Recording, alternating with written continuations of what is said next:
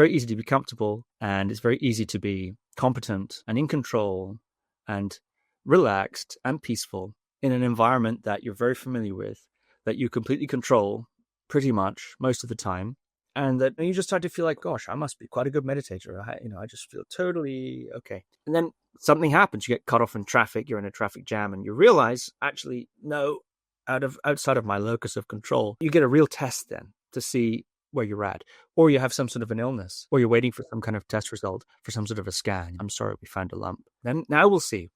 Okay, so one of my meditation teachers, Shinzen Young, used to say, you can go to the monastery, or the monastery will come to you. Meaning that you can put yourself in situations of challenge deliberately, proactively, so as to work with the kind of responses you have and to work with your mind-body system. We become familiar with what it means to be hungry. You become familiar with what it means to be cold. You become familiar with what it means to be tired and sleep deprived. You get used to that. And it, on the one hand, prepares you for those other situations in life where you don't choose it. When the monastery comes to you, you get that phone call. It comes, and now your life is going in a different direction. So it prepares you for that. Welcome to the Heart of Man podcast, a podcast for any man seeking to live in alignment with his deepest core and lead a life of profound meaning and connection. I'm your host, Alex Lehman, and I'm here to empower you through transformative conversations, eye-opening insights, and practical wisdom. Join me now as we venture into the heart of man. Let's dive in. Steve James is a meditation teacher, somatic practitioner, artist, and the host of the Guru Viking Podcast. With a rich and diverse background, his work today bridges the worlds of body-based practices and contemplative spiritual traditions. Growing up in Scotland, his journey into body-based disciplines began at the ripe age of 5 with martial arts and intensive physical training, eventually leading to elite-level competition as a member of the Scottish fencing team in his teens. He later expanded his practice to include yoga, qigong, and physical performance. In parallel, Steve's path into contemplative and spiritual disciplines started early through an apprenticeship with a Christian mystic from the Celtic tradition, and this formative experience inspired years of study and deep personal practice in prayer, contemplation, and inquiry. He has continued this journey through extensive meditation practice, silent retreats, and extensive studies in world mysticism. As a result of his unique range of experiences and understanding of human behavior, high performance, spirituality, and interpersonal relationships, he's highly sought after by leading figures at the highest level of the arts, entertainment, and business. In his private client practice, he specializes in the unique interpersonal and strategic challenges faced by very successful and highly visible individuals. Ongoing clients include Oscar-winning actors, multi-Grammy award-winning musicians, CEOs, and multi-billion-dollar fund managers. In our interview, I was curious to receive Steve's perspective on the value of exploring meditation and contemplative practices that teach us to go beyond the body, alongside body-based practices that deeply engage us into our bodies. I shared my observation that people often gravitate toward one extreme or the other, rather than integrating both. And I find that Steve's take offered some profound insights on the subject matter. We also dive into his personal interest and philosophy around pushing the limits of physical and psychological performance, including his pursuit of Arctic survival training in Sweden's boreal forest, where daytime temperatures reach highs of only negative 24 degrees Celsius. And this really highlighted for me the value of deliberately exercising moments of challenge. We close our discussion by exploring our individual encounters at the edge of life, sharing our personal near-death experiences, and reflecting how those moments have shaped us and what they taught us about life moving forward.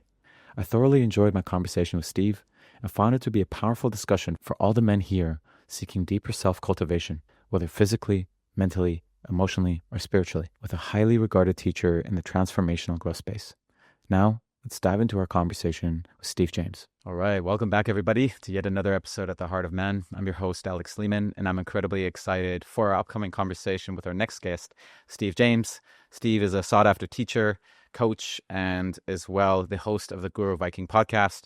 Steve travels internationally teaching somatic practices, meditation, as well as leading explorations in the contemplative as well relational realm. Steve, I welcome you to the Heart of Man. Thank you, Alex. I'm pleased to be here.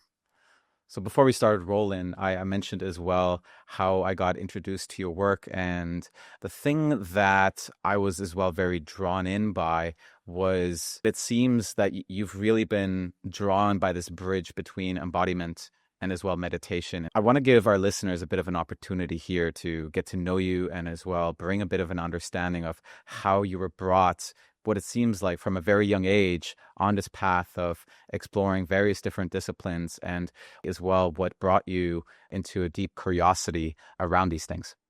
Well, embodiment and meditation. Sometimes I wonder about these sorts of interests, especially these persistent and recurring interests. How much of it's due to nature and how much of it's due to nurture? How much of it is just one's temperament, how you come into the world, and how much of it's due to the influences and the things you get exposed to? Surely it must be some combination. For myself, I have always been, I think, quite interested in those themes, but also was very lucky, as you mentioned, at an early age to be exposed to those kind of contexts. In terms of embodiment, at 5 years old, I began martial arts training in traditional form of Japanese karate. And what that really did for me in terms of embodiment is, well, I fell in love with it immediately. I immediately got it. I loved the rigorous training. I loved the qigong, marching up and down, refining the forms of the movements or holding a position for a period of time to really get into the whole mind-body aspect of pain and endurance and so on. I loved that stuff. And it gave me, I suppose, a kind of grounding in the body and a way of exploring themes in the body and investigating ideas through bodily experience. And in terms of the contemplative side, well, naturally, of course, I began to read a lot about karate and then began to read even further beyond that. You can't read much about martial arts before you start to read about history, culture, philosophy, religion, etc. So I started reading more widely beyond just Japan, of course, into Asia more broadly, beyond there, throughout the world religions, and began to investigate all kinds of different things, reading them, trying them out, yoga, meditation, things like that. Of course, I understand these are very distinct and unique systems and points of view, but in that boyish enthusiasm, I read and tried all sorts of things. At the same time, I was an altar boy from around the same age in the Catholic Church. And my mother had this idea of a private faith, which means that the Mass, which is the ritual of the Catholic Church, is a kind of venue for, I suppose, personal fellowship or contemplation, quiet with God, so to speak, or at least with oneself, whatever that might mean.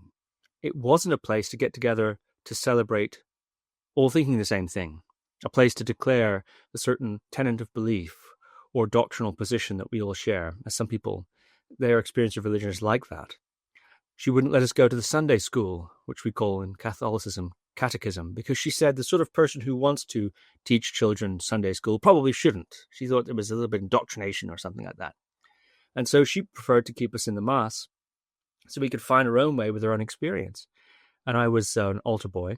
And so that meant, of course, the altar boy is, you get a cool outfit and you follow the priest around with a candle and a cup and you wipe things and carry stuff around and fetch things, etc. But it's very choreographed. And so that, once again, a kind of embodied, contemplative situation. The priest himself is very quiet, very deep, spiritual kind of man, not a preacher, not a doctrine kind of a guy, just very quiet, very contemplative. And he had a very beautiful way of doing the Mass. That was very, and we had, I was in the early morning Mass, no singing, no guitars, no tambourines, no kazoos or whatever else, just the liturgy of the Mass. So each week I would participate in that as a sort of active part of the ritual. And then between the bits where you're carrying things and polishing things and whatnot, you sit there at the side of the altar and you just sit in silence while the rest of the thing is going on. And that was also that interspersing activity, embodied ritual activity with periods of silence. I found it to be very profound in my young, boyish way. I had wonderful experiences of peace and just joy and whatever. The sorts of things that those liturgies, I suppose, those rituals are supposed to induce. And so with that early start, I had, you could say, a sort of somatic reference point, an experience of the body, of embodiment, of contemplative things, and there being no particular necessary division between those. And so on I went. As I grew up, I studied all sorts of things, yoga, qigong, more martial arts things, and different meditation systems, different teachers, etc. And that same, I suppose, passion and curiosity has carried me through almost all that I've done. Yeah, I love all that. And there's something in what you communicated and this dance between embodiment and meditation. You refer to there not being a division. Simultaneously, I do sometimes wonder if there is a bit of, I'm going to say, a very complementary nature to them. And to some degree, they're very, I don't know if opposing is the right word, but there is something where they're addressing different elements. And in my own explorations, and the way I kind of see it is, one was maybe more about sharpening my mind, sharpening my capacity for discernment. But simultaneously, the other one was as well about learning to deepen my capacity to sense, to tune, to stay open, but at the same time as well to learn to be with intensity and stay relaxed at the same time. So yeah, there's a lot in what I said, but yeah, I wonder, what is your take on that? And if there is a bit of a, I'm going to say, complementary nature to them. Yes, well, I think you're really striking right to the heart of some quite profound questions. Perhaps to take a broader view, contemplative practice is a very large field, and it has many techniques and many methods. And some of those, like you say, are more mental. They focus on mental things, psychological things, or capacities of the mind, etc. Some of them are very somatic, very bodily. And others do both. I mean, some meditation techniques use the body to sharpen the mind. Certain meditation techniques, for example, that involve tracking, tracing, parsing the sensations of the body, etc. It's sort of a blend, in a way. And there are some meditation techniques, of course, these things come from particular points of view. There are some that are anti-body. They're actually anti-body, anti-feeling, anti-emotion. Emotions are, in some meditation systems, seen as problems, as obscuration or stains, kleshas, nyummong, whatever the case may be. And they're to be transcended or to be purified in some sort of a way. Desire, attachment, etc. These are aberrations that need to be addressed somehow. And so sometimes when a meditation technique or contemplative technique, even a body technique using the body, if it's coming from that kind of anti-body, anti-samsara, we need to get out of here. We need to get up away from here to God or the spiritual truth, the liberation, whatever it is. We need to transcend or see through Maya. We need to wake up from the dream. In other words, this is sort of the problem. Then, of course, that infuses the way in which those techniques are taught, and it infuses the way in which something like the body is, and its impulses and its various faculties is treated. It's sort of a problem, sort of in the way, in a sense. It's both the vehicle and kind of the hindrance at the same time.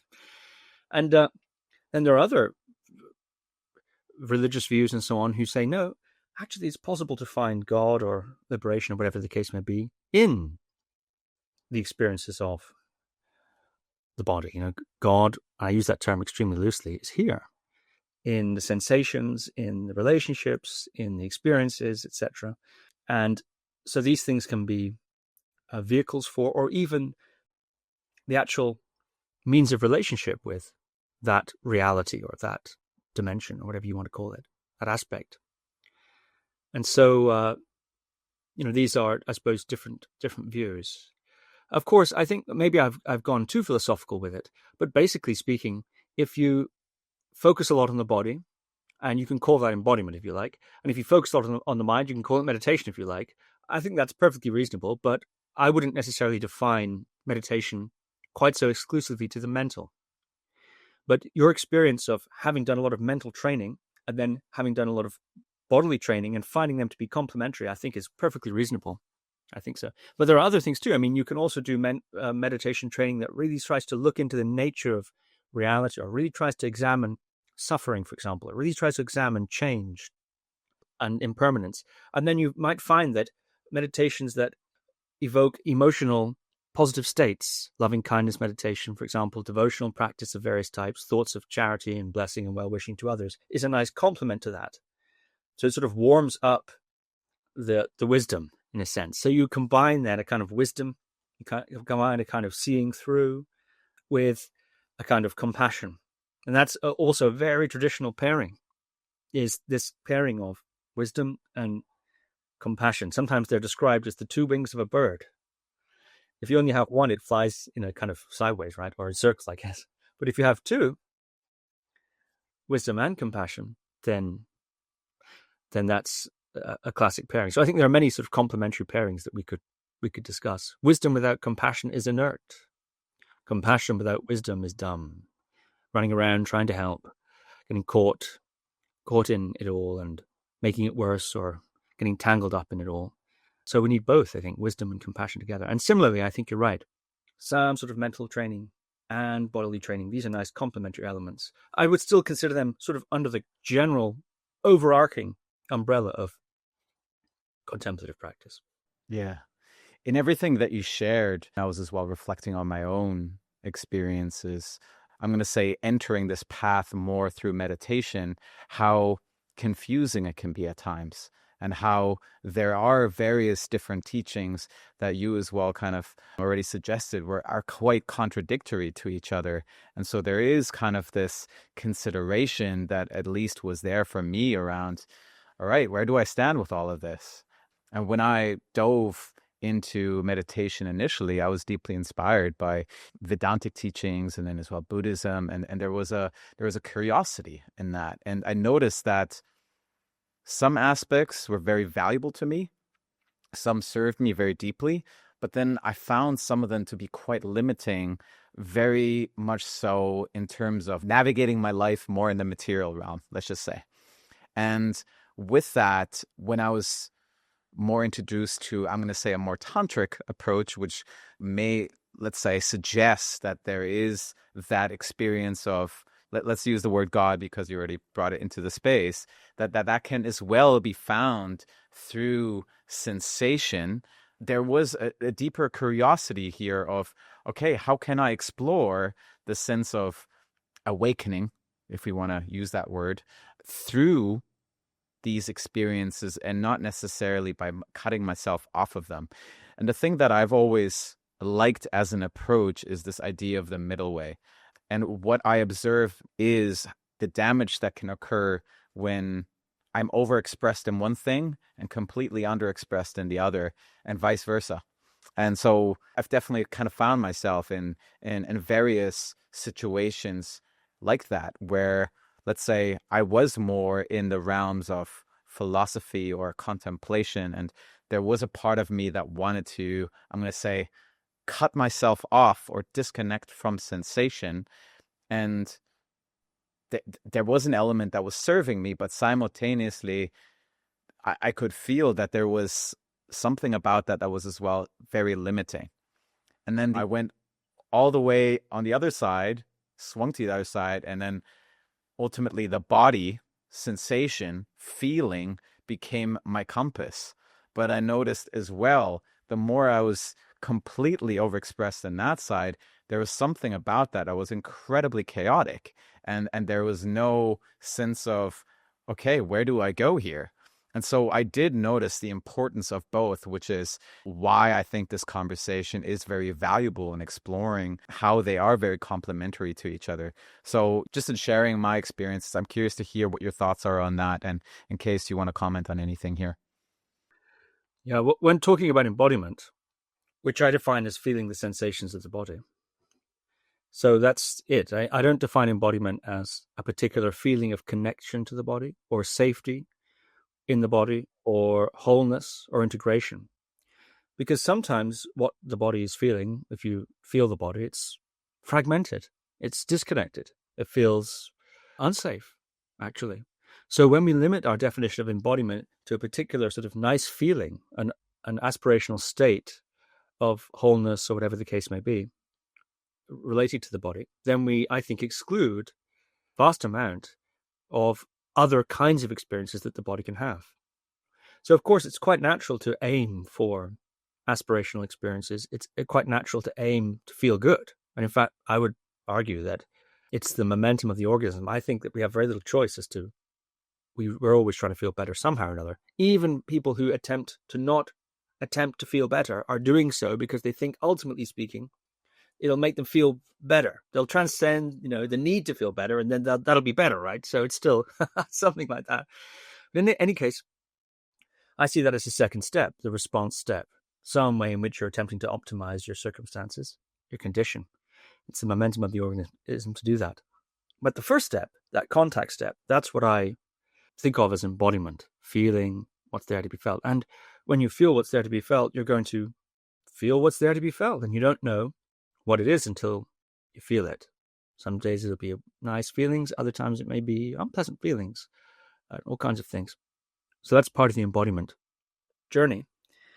And one of the things I say to people about that is, one of the advantages of embodiment, one of the good things about it, and there are many good things about it, is to speak to your point of guidance, is that you can bring the body to your board of advisors. Sometimes I imagine inside there's like a round table, kind of King Arthur's Camelot sort of round table. And there are all different sorts of figures there. You have your childhood upbringing, you've got your cultural conditioning, you've got, I don't know, whatever your YouTube viewing is or your podcast viewing is. It's, all different things you've read in school, things you've learned about, life experiences, etc. And all of these are contributing to your decision making, we could put it that way. And we can bring the body to the board of advisors because it also has good information. It has data points that are valuable to the conversation. But what can sometimes happen to the sort of person who has ignored the body or has been out of touch with the body's signals and information and perspective, let's put it that way, is, like you say, they can overcorrect a bit, and the body sort of jumps into the middle of the table and becomes a dictatorship of the body. Now, I won't get out of bed in the morning unless I have my green juice. I won't do anything unless it's a full body yes. And then people teach workshops about that. They say, everybody, what your problem is, you need to learn to have a full body yes, just like me, and then you'll be better. And people sell that kind of stuff. Of course, it's very silly indeed. But the idea that one has to have a full body yes for everything you do. If I needed a full body yes for everything I did, there'd be many days I wouldn't get up in the morning. I'd just stay for half an hour more, 1 hour more. So there's this dictatorship of the body that can happen. And perhaps it's just a developmental stage that some people go through. I think it's important to be able to override the sensations of the body, override the perspective of the body. If you're caring for a sick loved one or a child or something like that, and you have to get up in the night, even your body wants to sleep, but you get up, you override the body's impulses, you override the body's perspective for the sake of something higher, something more meaningful to you. Or if you have an important deadline at work, you push the body, you override the sensations of the body. Body wants to stop, you keep going. Or you don't feel like going to the gym or exercising. Body doesn't feel like it, but you do it. Or the body really wants to eat that extra cake or have that extra beer, and you don't because you override it. You say no. It's the problem with the body. Part of the problem with the body's perspective is there's this temporal dimension, this dimension across time. What feels good now might not feel good 5 minutes time or 10 minutes time or tomorrow or in 2 years. There's this temporal dimension of delayed gratification. And the body is not always especially tuned to that. So if you follow the impulses of the body, going here, there, and everywhere, then very often you're trading tomorrow's happiness for today's temporary gratification. So that's why I think the body needs to be integrated into the sort of the whole person, so that its perspectives are there. But I will say some people are so good at overriding the body, and they have this incredible discipline, but they don't feel the body, they don't tend to the body, that's also a mistake. So I think it's a mistake to be totally following whatever you feel in that moment in a sort of impulsive way. But at the same time, if you override the body to such an extent, and some people are incredible at this, they're really talented, gifted, disciplined in doing that. But if they don't feel the body, and what happens is they run, they go, and then suddenly out of nowhere, the body falls out from under them, and they have burnout or breakdown, or they get sick in some sort of a way because they were ignoring the body. So I think it's important, if you're going to override the body in certain situations, and this is an important capacity for any person to have, you still need to be able to feel what it is you're overriding. That the body still needs to have a seat at the table of the that sort of King Arthur's round table inside. So, those are some reflections on the points you made. I love that. I feel like you're already alluding to it by staying in contact, staying in awareness of the sensations. But I wonder, where is that fine line where at times it may be required, let's say for a temporal moment, to override certain elements? And how can we know when we have gone too far?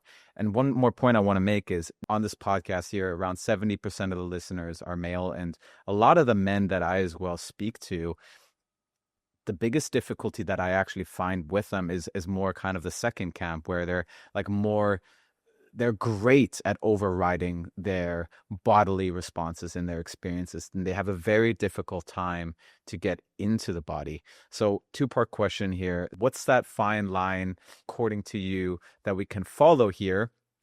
And then the second question is, how would you guide an individual into the body, especially if they have, let's say, devoted their entire life up until that moment to disconnect from it? Yeah. So what's the fine line between overriding and paying too much attention, something like this? Mm-hmm. I think that's a balance that one learns to navigate.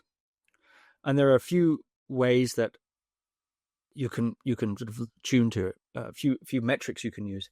One of them is how you feel afterwards. So let's take the example of a workout in the gym. Okay. Anybody who trains regularly, reasonably seriously in the gym has to become a kind of connoisseur of weakness. If you go to the gym and you only want to feel strong, let's say take a bodybuilder, okay? Bodybuilder wants to feel strong in the gym, and they don't want to go near the heavier weights because then they'll feel weak because they can only do 1 or 2 or 3 reps, so they stay with the light ones. Of course, it's almost silly to say, but they're not going to get stronger. In an attempt that they need to feel strong all the time, they're not going to get stronger. They need to actually go into weakness. They need to stress the body to a point where it will adapt and get stronger, right? We all know how working out functions. So they need to become, but I say, a connoisseur of weakness, because if you go too far into it, then you can injury, right? You can overtrain and you can hurt yourself. And that's not good either. So bodybuilder, someone who's training, you have to become a connoisseur of weakness. You have to become like a wine taster of weakness in order to become strong. It's kind of counterintuitive, maybe. A wine taster, they can taste the wine and they can detect all these different flavors, right? They can, the nutmeg in the nearby field, it was facing east or whatever, it was a rainy day. They can detect all this, at least they say they can. So the same with training. And then you come into the gym and you feel a bit worn out, a bit tired, a bit weak. Okay, you need to be able to determine, is that nervous system fatigue that you need to back off from, maybe take a rest day or just go through, one set of everything just for the form of it? Or is it just sort of cobwebs, lethargy, psychological resistance that when you get going, you find energy comes as a consequence of sort of pushing through, so to speak? So how do you figure that out? Well, at first, I think how you figure it out is you're totally wiped out afterwards, or totally wiped out the next day, and you realize, oh man, I think I pushed too hard in the gym. Maybe I was too tired going in. And then what happens? So that happens, and you start to look back at the previous situation and get some hints that you're screwing something up in the way you're approaching it. And then you start to get a bit of a better sense in the moment. You start to think, okay, I'm feeling a bit tired. I'm feeling a bit fatigued. What kind of tiredness and fatigue is this? Do a couple of sets and see where your energy is. And then you start to get really good at it, and you get a taste, you get a sense of that what that nervous system fatigue feels like. There's a kind of trembling at the base of the body that can occur, a kind of dullness behind the eyes, etc. Your teeth hurt, something like that. You get a sort of buzzing in your in your body. That's not good. Okay, that's nervous system fatigue. If you push through that, you're probably going to dig yourself into a deeper hole. You need to recover more. All right. Whereas there's sometimes you just don't feel like it. You're feeling lethargic and so on, and you can tell. You start to begin to tell more or less in real time, a little bit better. Of course, you're always getting feedback, but you can tell kind of in real time what kind of state am I in. So I think it's the same for any other sort of example that we perhaps could come up with, is you just get with experience, paying attention, noticing the results of things, attempting to parse and understand better what you're experiencing at that moment. Over time, that accumulates to a kind of, I suppose, wisdom, kind of experience that you know where you're at. Yeah, I love that as an exploration. I guess as well, it comes down to the individual and maybe a certain vision or pursuit they may aspire for themselves. Like one of the things that I heard of you is that you actually went through an Arctic survival expedition in Sweden.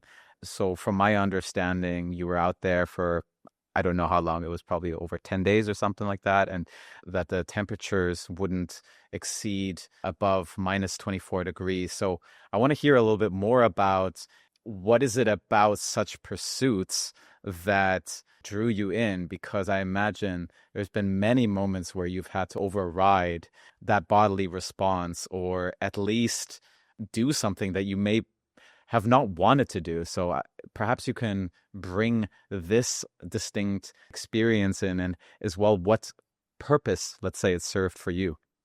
I think one of the things that attracts me to those kinds of more extreme, challenging sorts of experiences is that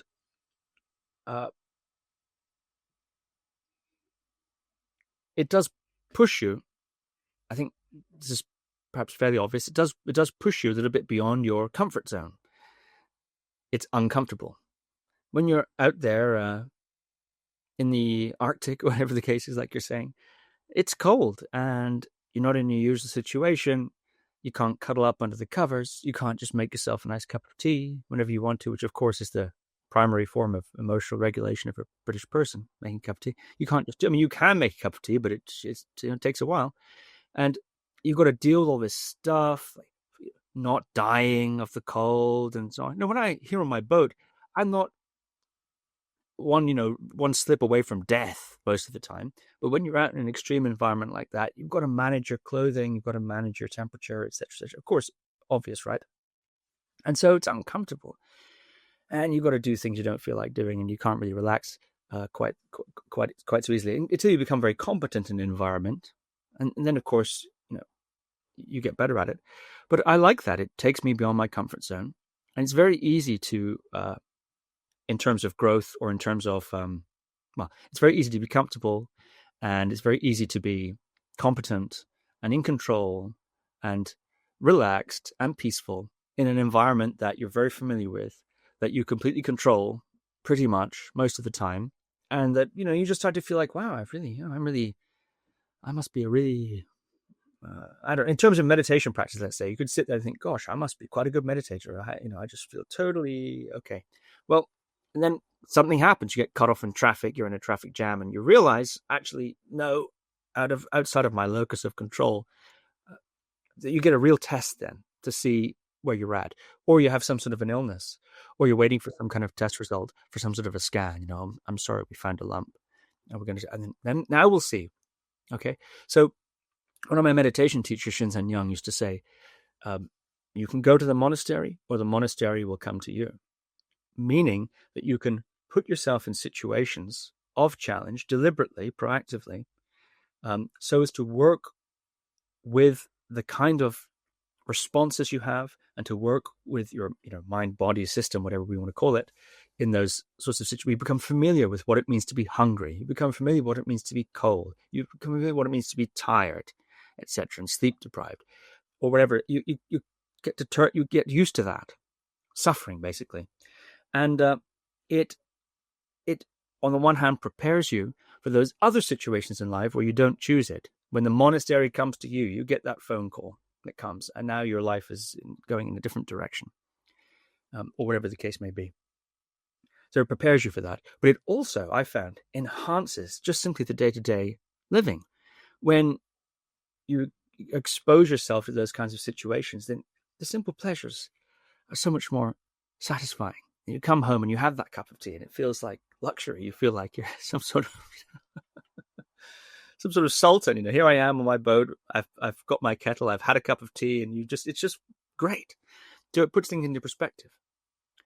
So I do it because I enjoy it. I think I love the challenge. I'm always drawn to that.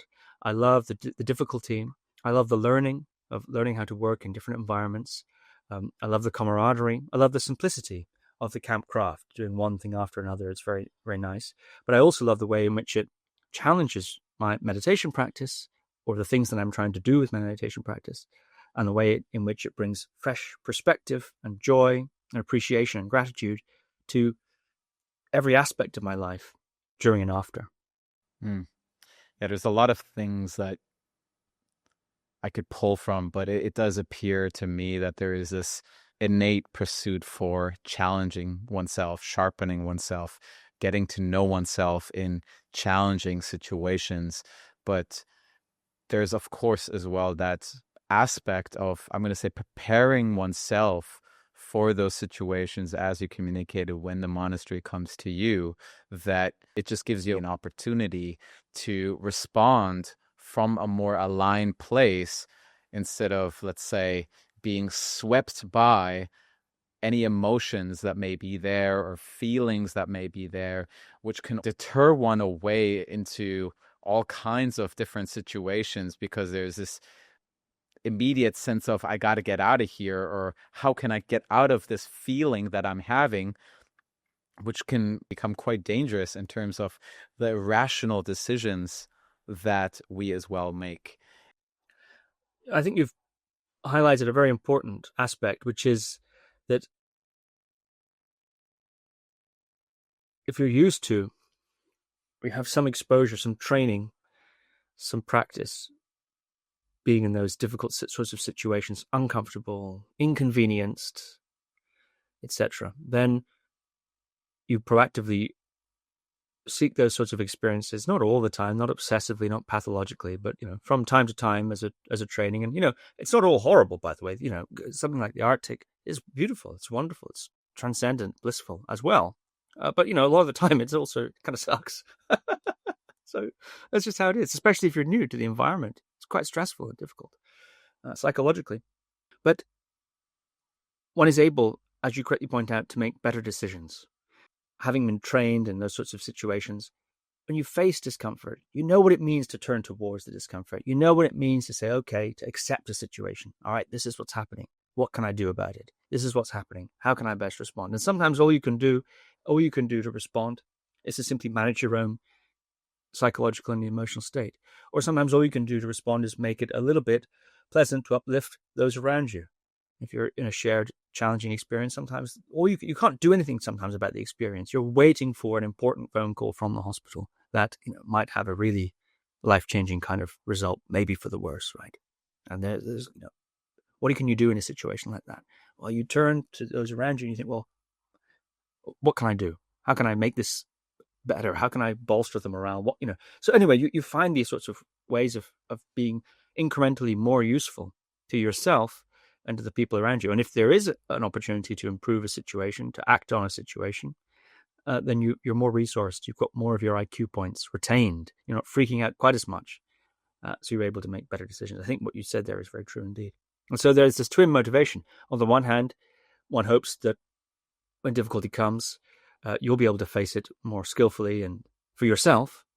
But also, maybe, and I find this to be perhaps a deeper motivator, maybe you'll be able to serve others in difficult situations.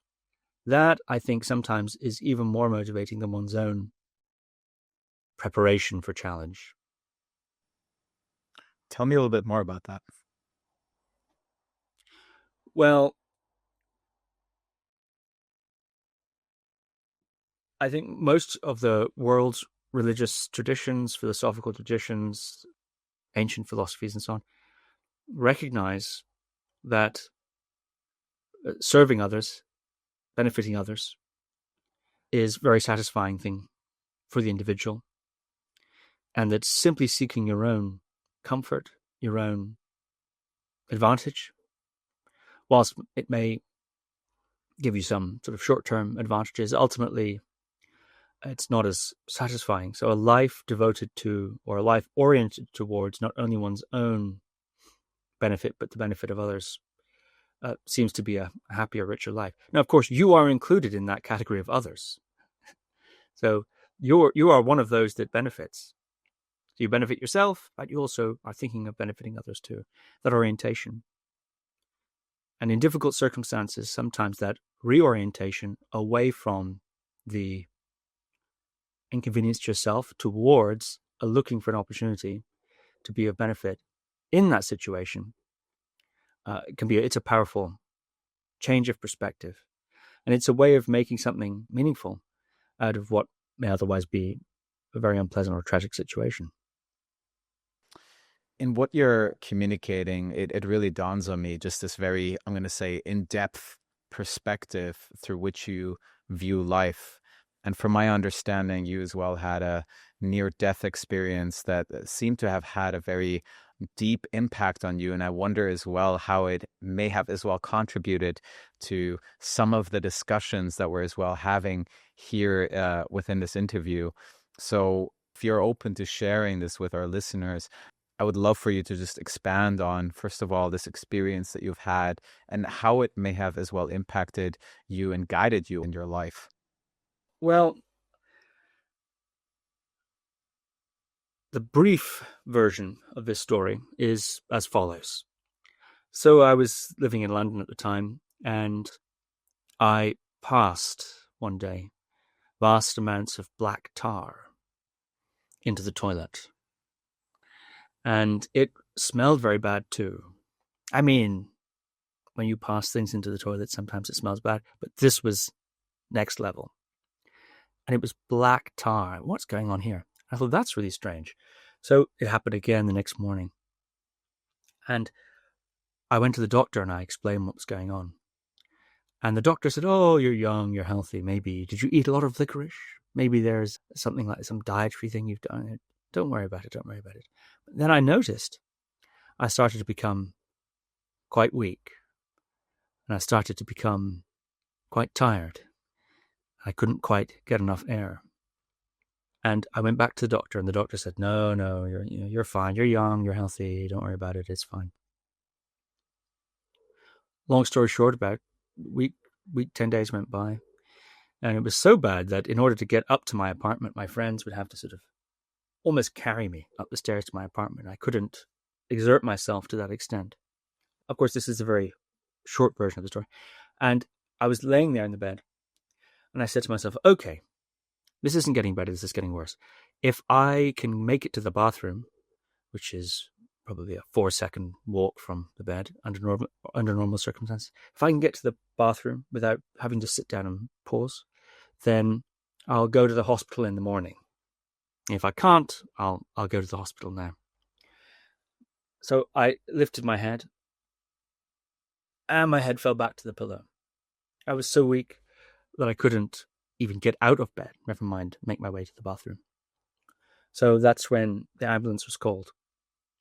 And the ambulance crew came. I went into the ambulance, and they were saying to me, you were right to call an ambulance. This is what ambulances are for. They kept reassuring me that it was the right thing to do, to call. I thought that was very strange.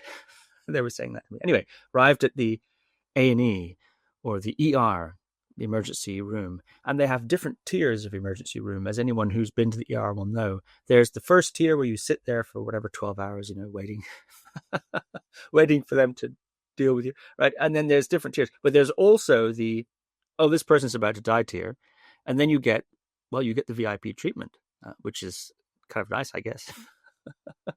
So I was wheeled in, and the nurse looked at me, and her face looked in total shock, and they took me, and they straight away put me in a booth. Long story short, what they discovered was I'd had massive amounts of internal bleeding and lost a lot of blood. and was very, very close indeed to death. They gave me an emergency transfusion. And as they were doing that, I lived with my brother at the time in this apartment in London. He was walking out of their little booth they give you to call my parents to tell them what was going on. And the doctor said to him, "Don't go. He's probably not going to make it." And when I heard that, I had a very strange experience indeed. It was like all of, well, I don't know if you remember, you're perhaps not old enough to remember those cathode ray tube TVs, the old TVs, where, not the flat screen ones, and if you pull the cord, it kind of goes down to a white dot, and then that part turns off. It was like that. It was like everything went down to a white dot. And I saw my whole life flash before my eyes, as if riffling a deck of cards.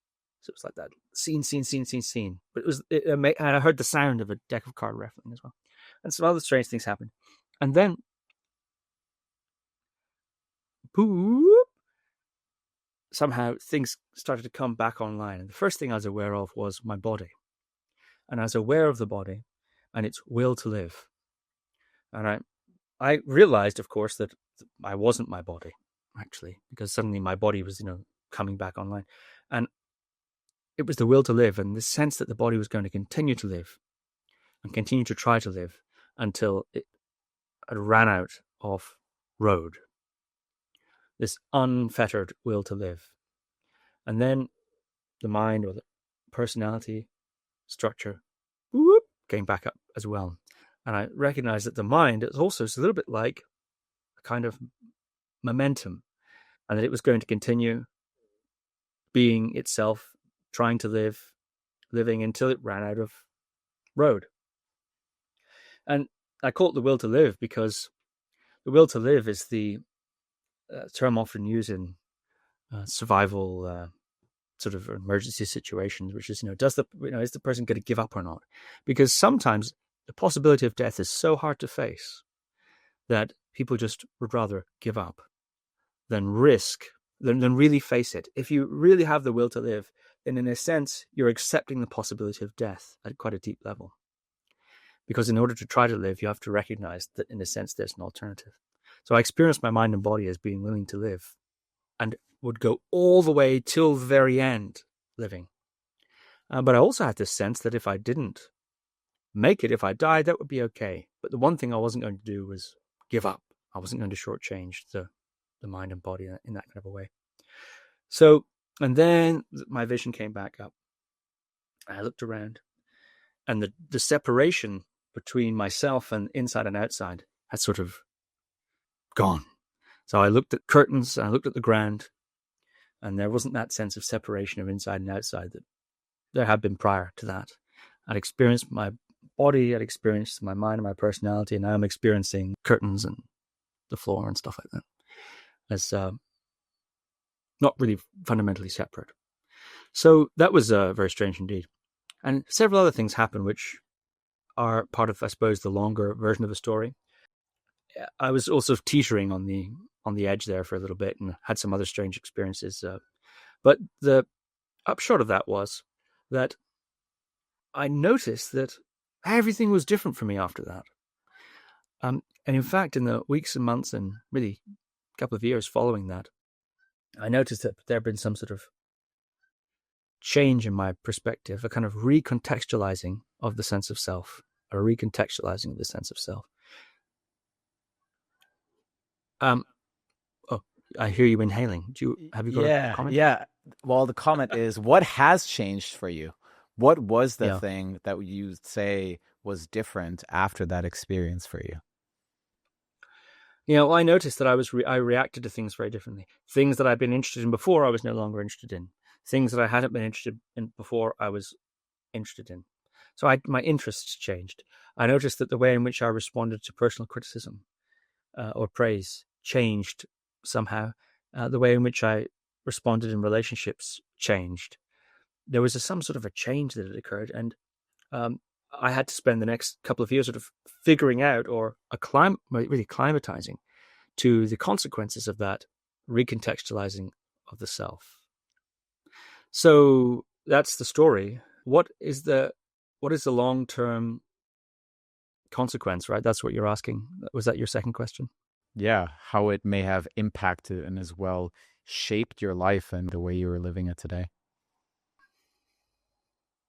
That's a difficult question to answer, because I think in some ways everything changed, in other ways nothing changed.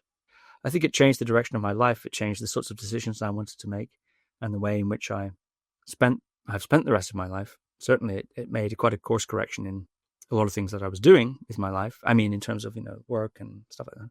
But ultimately, it was a sort of recontextualizing, I think.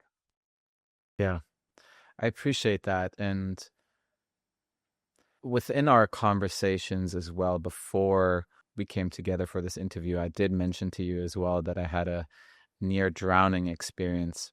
And that was around 8 years ago.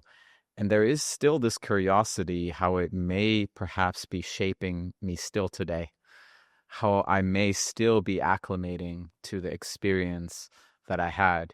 I just want to say the thing that seems to be really present for me is that I made some very radical changes in terms of the types of decisions I was making. And I was orientating myself more towards wanting to live in deeper alignment with myself. That's how I would want to say it. That experience came in my young 20s. And at that time, I was very conflicted and very, I'm going to say, immersed or lost in the expectations of others and how they wanted me to be and the type of life they wanted me to lead. And it was ultimately that experience that gave me a clear understanding that, what about me? What is the type of life that I wanted to live? And just to give you a bit of a scene or an image of where I was at in that near drowning experience, I was in a cave in Thailand. And there was a lagoon that I wanted to reach underneath one of those caves. So the requirement was for me to dive underwater to swim and then ultimately come out on the other side. But what happened to me is that I actually never found the access point. And so I was stuck in between where you spoke to that will of wanting to live. I don't know if we can bring it in this context, but I could feel it in a very primal, a very physiological way, that there's something in me that wanted to survive. And there's something in me that wanted to fight for my life. And I was swimming back and forth like a crazy man. And I was hitting my head against the rocks of the caves, cutting my head open in the experience. But there was nothing rational about it anymore. Thankfully, I found my way on the other side, came to tell the tale today. But there is this curiosity for me, how it is impacting my life. And I think the thing that I found is that there is a sense of urgency that has kicked in, that I'm slowly starting to unwind more and more. And also the other element that is present for me is there was this distinct understanding for myself that came out of that experience, that I want to live a full life. Like, I really want to make the most of this life. There was this understanding for myself that I wanted to be fully spent once I leave this planet. And there is something, I'm going to say, beautiful, personally, I believe, in that perspective. But there was also something, I'm going to say, very harmful in that, because what I'm going to say is it came at the sacrifice of my own vitality. So this is ultimately where coming back to the conversation where we had around overriding one's own body. I was overriding my own responses around needing rest, needing maybe time as well for nourishment and really filling my own cup. But it was rather, no, I got to continue on the pursuits and the vision and the desires that I may have, overriding myself. I am still unwinding this relationship to death and how it has ultimately impacted me in the way I live my life today. And there's something very profound in that. Yes, I think that's very fascinating indeed. And thank you for sharing that story about your drowning. I think these sorts of profound experiences, like the one you described and like the one I just described, can come be something of a mixed bag. There's lessons to be learned. There are insights, positive things, but also sometimes, especially if it's one of those profound experiences that comes up through adversity or an intense suffering of some type, there can also be, I think, trauma. And something that's been important for me in relating to those sorts of experiences is to not neglect that aspect of trauma release. Perspectives like the sort of thing Peter Levine might talk about in Waking the Tiger, or Bessel van der Kolk might talk about in Body Keeps the Score, that sort of thing. And to work with releasing the bracing and the posture of survival that the body gets into in those sorts of situations, and can become somewhat stuck in the body, stuck in the nervous system. And I think that happened to me also to a certain extent. And to unravel that layer can sometimes seem a threat to the experience. I don't want to parse apart and unravel and release the traumatic aspects of that experience, because in a way it feels like it's undermining the profundity of it. It's undermining that experience. But I don't think that's necessarily a bad thing. In Zen, they have this idea of makkyo, this idea of a devil cave, where you have some sort of experience. In that context, I suppose it would be a sort of meditation experience, and you become attached to it. You become identified with it. It becomes a part of your story. I had this experience, and this means that, and then, ever since that point, all this changed, etc., etc. They can become a kind of biographical narrative that occurs, and not necessarily anything wrong with that. But the problem is when one becomes so identified to it that you can't move beyond it. In a sense, we need to be able to undermine or move beyond or recontextualize, or in some sense sort of let go of these sorts of experiences. But that process can take, I think, quite a bit of time. Yeah. Well, I would love for us to continue, and I just want to as well honor your time, Steve, and honor our time together. So with that, I want to as well slowly start to wind down with this conversation. And I mean, I really feel like we're getting into the nitty-gritty here, and I feel like I could just continue with you, but perhaps you can continue that the second time around. Perhaps before I ask you my final question, I would like to just give you a moment here just to ask, where can our listeners find you? And in case there's anything that you'd like to bring our listeners an awareness to, yeah, please do so in this moment. Thank you. I've enjoyed it very much, Alex. Thank you for your very thoughtful questions and your reflections too. Very, very stimulating. I'd love to come back for another conversation. My website is guruviking.com, guruviking.com. And that's the same on Instagram and et cetera, et cetera. So guruviking.com is where my website is. And I'm on YouTube with the podcast and so on.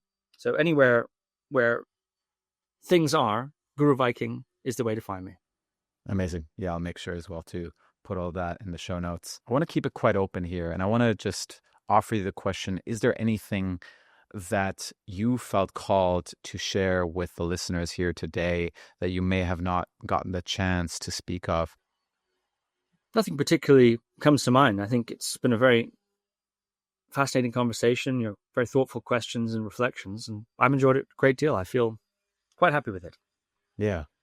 All right. Then I would say let's bring it to a close.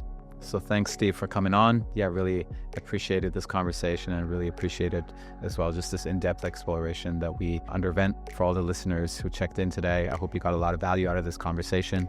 In case you have any questions or you want to share your insights, feel free as well to reach out. And if you want to as well share this conversation with other individuals, please do so. And until next time, signing out. Thank you for listening to this episode. Your time and attention is truly appreciated.